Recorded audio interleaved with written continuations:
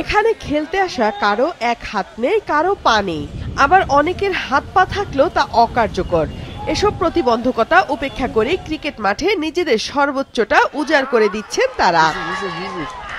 আন্তর্জাতিক প্রতিবন্ধী দিবস ও মহান বিজয় দিবস উপলক্ষে গোপালগঞ্জে হয়ে গেল সারা দেশের এমন শারীরিক প্রতিবন্ধীদের নিয়ে ১০০ বলের ক্রিকেট টুর্নামেন্ট। খেলার নিয়ম অনুযায়ী ৫ বলে ওভার আর ১১ জনের জায়গায় প্রতি দলে ক্রিকেটার ছিলেন ১২ জন।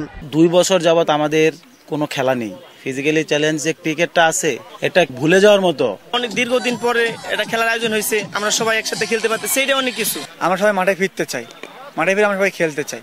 আপনারা যদি আমাদের একটু সুযোগ করে দেন, আমাদের যদি কোনো জায়গাতে কোনো ভালো একটা অবস্থান তৈরি করে দেন, তা আমি আপনারা কথা দিচ্ছি যে আপনাদের থেকে আমরা অনেক ভালো কিছু করে দেখাতে পারবো। নির্ধারিত ১০০ বলে ৮ উইকেটে ১২০ রান করে সবুজ দল। জবাবে ৫ উইকেটে ১০৩ রানে গুটিয়ে যায় লাল দল।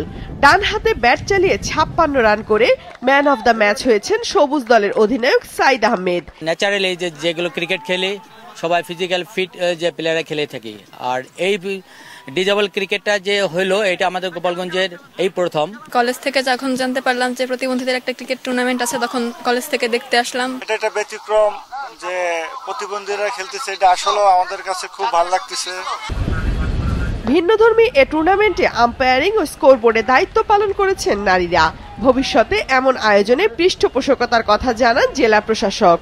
আমরা চাই যে এখানে সাঁতারে যেহেতু জিমনেশিয়াম 2টি আছে, সাঁতার সহ কাবাডি জাতীয় যে খেলাগুলো আছে সমস্ত খেলাগুলো আমরা এখানে আয়োজন করতে চাই এবং এটাকে আমরা পৃষ্ঠপোষকতা করতে চাই। এই প্রথম বাংলাদেশে আবার আমরাই 100 বল ক্রিকেট টুর্নামেন্টটা করলাম, যে এদের ভিতরে একটা উচ্ছ্বাস এবং উদ্দীপনা যাতে সৃষ্টি হয় এবং ক্রিকেটের প্রতি যাতে এদের ভালোবাসাটা তৈরি হয়।